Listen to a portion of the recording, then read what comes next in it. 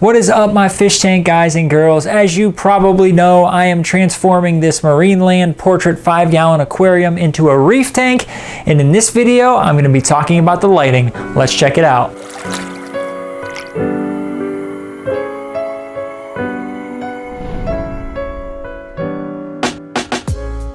Okay, so as you guys can see here, I've got the Portrait 5-gallon aquarium all kind of set up, not all set up, but I've got water in it and the pump's running, you know, all that basic stuff. And I have the stock light attached to it currently.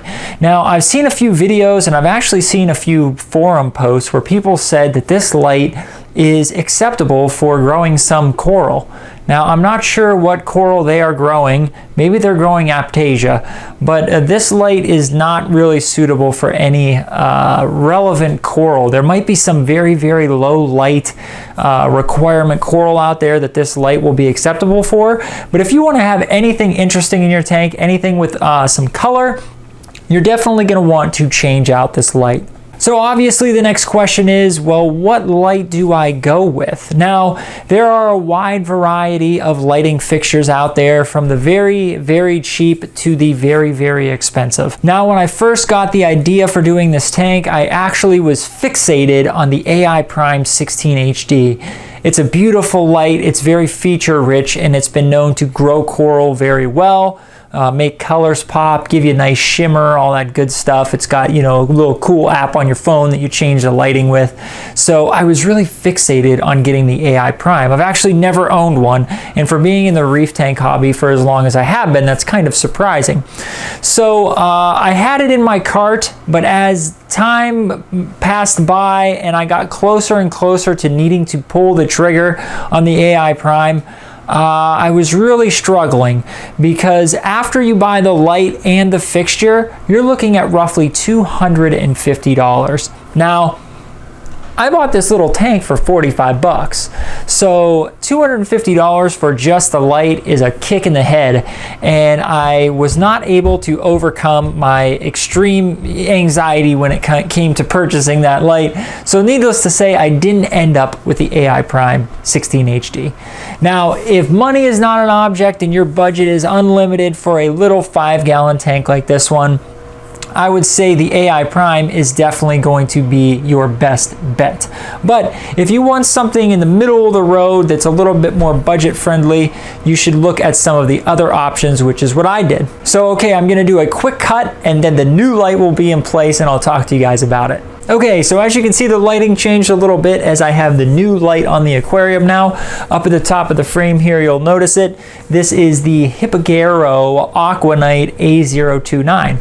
Now, if you have been on YouTube, you know, looking up reefing videos or budget reef videos, or you've even just been on Amazon perusing through the aquarium LEDs, you may be familiar with this lighting fixture. Now, this is famously known to be a budget-friendly yet relatively still good quality light for smaller reef tanks. Now, I've actually purchased this light before, but I bought it for an unboxing video and then also to then give away on my channel. I've never actually used it on one of my own aquariums. Now, as I was looking for lighting options for this tank here, I think I just was, you know, it was just good timing. Things were meant to be.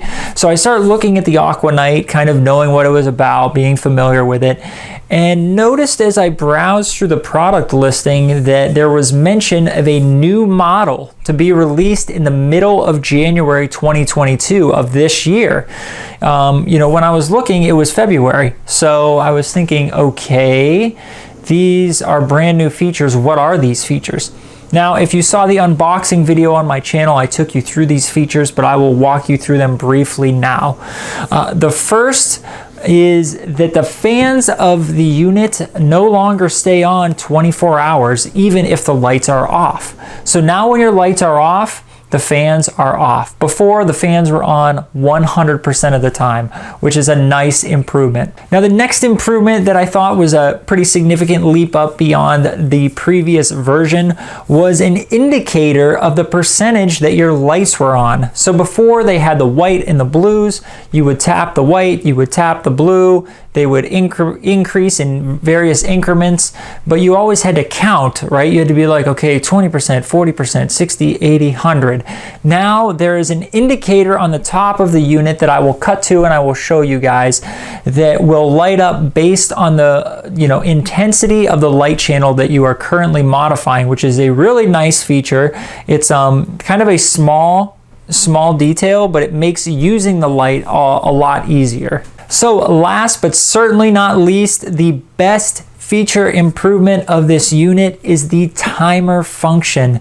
That's right, it now has a built-in timer with a sunrise and a sunset feature, which is really awesome. Now, the cool thing about the indicators that tie to the percentage of the light channels is that the indicator also ties to your timer settings. So it's that's probably why they added it to the unit, so you could see what your timer was set at, and then they thought, well, why don't we put the percentage of the channels on there too? You might as well, right? So now I don't have the literature in front of me, but I believe the timer settings are something like 8 hours, 10, 12, maybe 18, I'm not sure, and then full 24, right, if you want. So the way that the unit works is you set the time that you want your lights to be on. Let's say, for example, I'm going to go with I think 10 hours is one. Did I say that? It's like 8, 10, 12, I don't know. Anyway, let's say we want to go with 10 hours. So what we're going to do is we're going to set our timer for 10 hours. Now, the only downside of this is, how you start your schedule, how you maintain your schedule. So that 10 hours starts when you plug the unit in. So now there's not a display on it. It doesn't, you can't set the time, you can't set the start time, you can't set the end time. You can only set a duration, and that duration is started when you plug in the unit. So that is a downside, but keep in mind that this unit is only $70 in total. So the AI Prime 16 HD was going to be $250, which is nearly 4 times the amount of this lighting fixture. So there are some trade-offs, right? The light quality isn't going to be quite as good with this as compared to the AI Prime. And, your functionality of changing the channels independently and also, setting a well-defined schedule is not going to be there with this fixture as well. But, you kind of get what you pay for, right? So now keep in mind that every version of this Aquanite unit did not have a timer and sunrise or sunset feature until this year. So this is a really nice upgrade and some really nice features they added to this light, and I don't believe they changed the price at all. So there you have it. I wanted to keep this video kind of brief, but I know that I'm a babbler and I ramble on sometimes, so sorry about that. But anyway, the verdict is the Aquanite A029 seems like the perfect light for my portrait 5-gallon reef.